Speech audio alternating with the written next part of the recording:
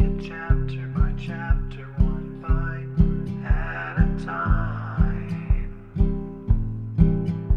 So many adventures and mountains we can climb. Take it word for word, line by line, one bite at a time.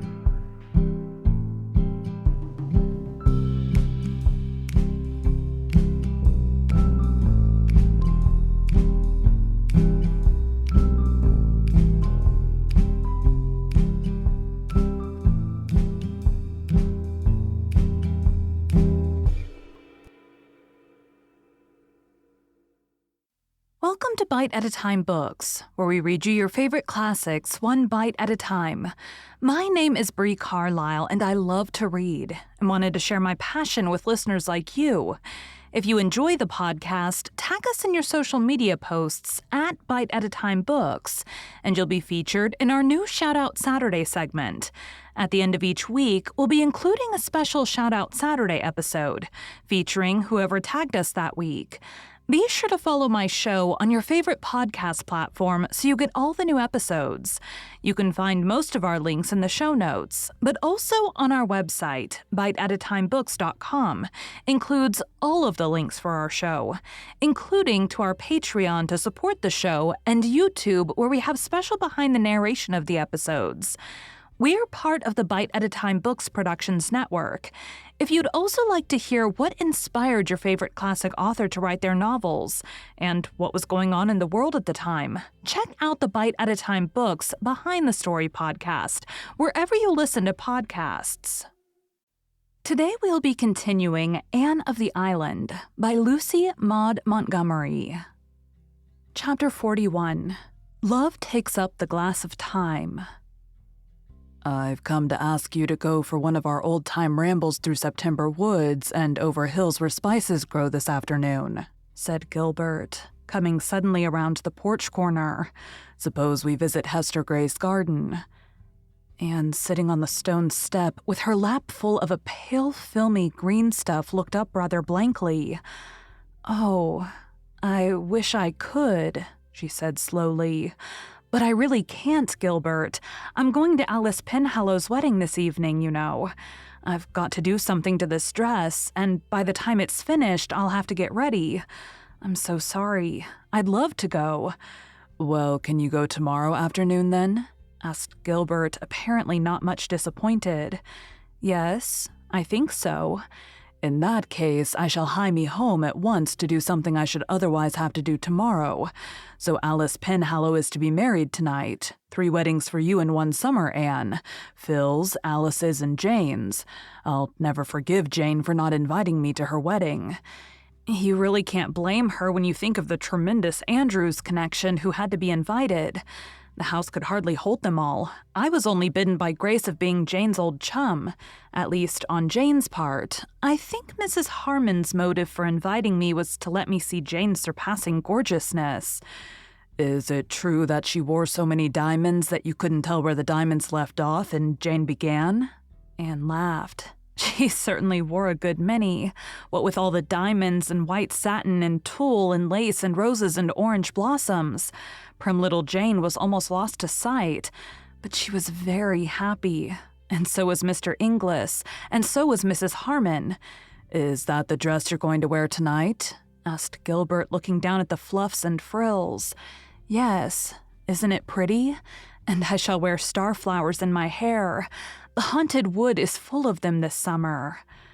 Gilbert had a sudden vision of Anne, arrayed in a frilly green gown with the virginal curves of arms and throat slipping out of it, and white stars shining against the coils of her ruddy hair. The vision made him catch his breath, but he turned lightly away. Well, I'll be up tomorrow. Hope you'll have a nice time tonight. Anne looked after him as he strode away and sighed. Gilbert was friendly, very friendly, far too friendly. He had come quite often to Green Gables after his recovery, and something of their old comradeship had returned. But Anne no longer found it satisfying. The rose of love made the blossom of friendship pale and scentless by contrast. and Anne had again begun to doubt if Gilbert now felt anything for her but friendship. In the common light of common day, her radiant certainty of that rapt morning had faded. She was haunted by a miserable fear that her mistake could never be rectified. It was quite likely that it was Christine whom Gilbert loved after all. Perhaps he was even engaged to her. Anne tried to put all unsettling hopes out of her heart and reconcile herself to a future where work and ambition must take the place of love. She could do good, if not noble, work as a teacher, and the success her little sketches were beginning to meet within certain editorial sanctums augured well for her budding literary dreams. But, Anne picked up her green dress and sighed again. When Gilbert came the next afternoon, he found Anne waiting for him, fresh as the dawn and fair as a star. After all the gaiety of the preceding night, she wore a green dress, not the one she had worn to the wedding, but an old one which Gilbert had told her at a Redmond reception he liked especially. It was just the shade of green that brought out the rich tints of her hair, and the starry gray of her eyes, and the iris-like delicacy of her skin. Gilbert, glancing at her sideways as they walked along a shadowy wood path, thought she had never looked so lovely.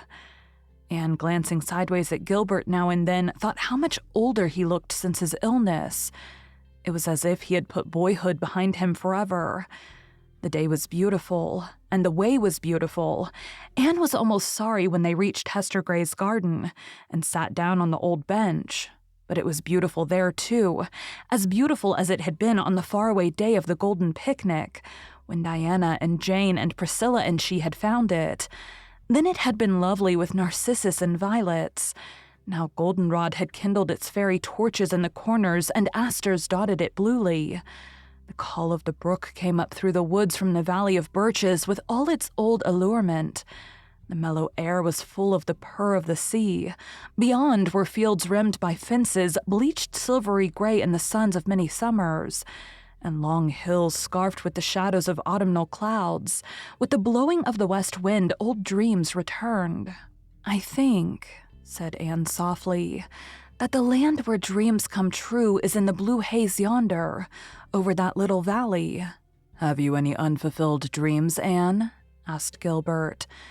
Something in his tone, something she had not heard since that miserable evening in the orchard at Patty's place, made Anne's heart beat wildly, but she made answer lightly. "Of course, everybody has.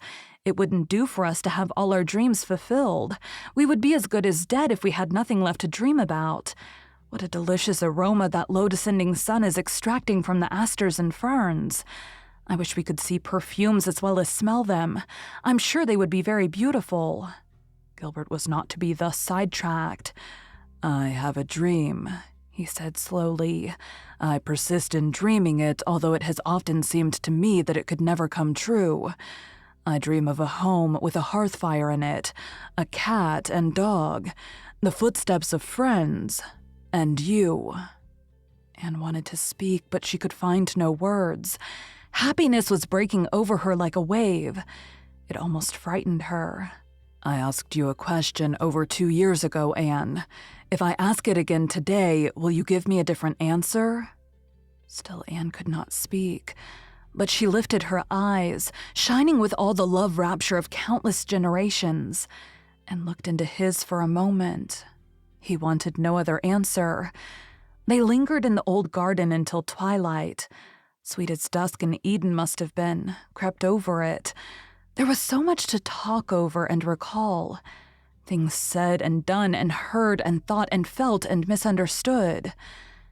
"I thought you loved Christine Stewart," Anne told him, as reproachfully as if she had not given him every reason to suppose that she loved Roy Gardner.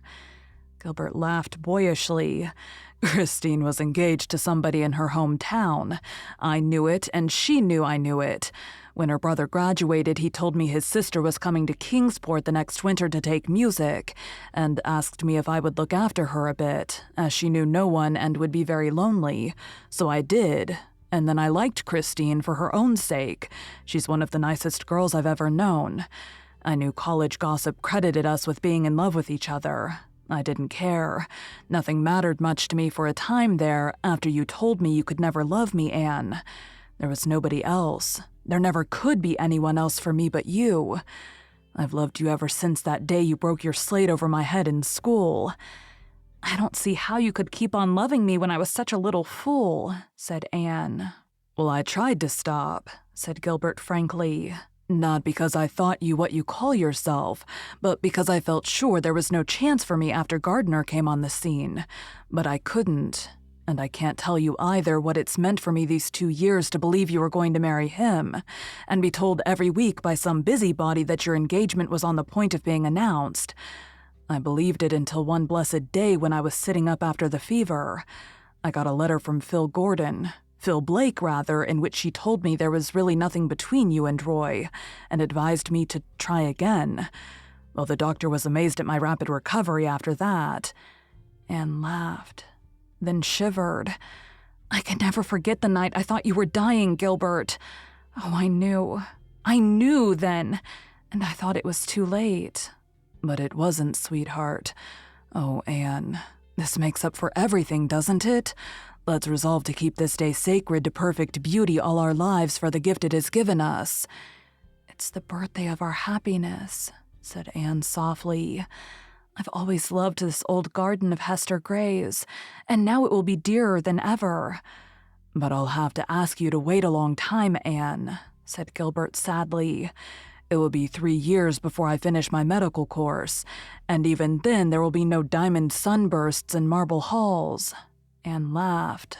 I don't want sunbursts and marble halls. I just want you. You see, I'm quite as shameless as Phil about it. Sunbursts and marble halls may be all very well, but there's more scope for imagination without them. And as for the waiting, that doesn't matter. We'll just be happy, waiting and working for each other and dreaming. Oh, dreams will be very sweet now. Gilbert drew her close to him and kissed her.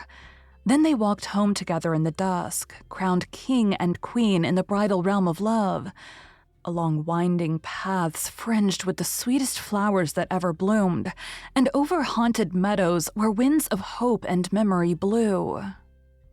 Thank you for joining Bite at a Time Books today, while we read a bite of one of your favorite classics. Again, my name is Bree Carlile, and I hope you come back tomorrow for the first bite of Frankenstein. Don't forget to tag us on your social media posts at Bite at a Time Books, and we hope to be able to feature you in this Saturday's segment. Check out the show notes or our website, Bite at a Time Books, for the links for our show.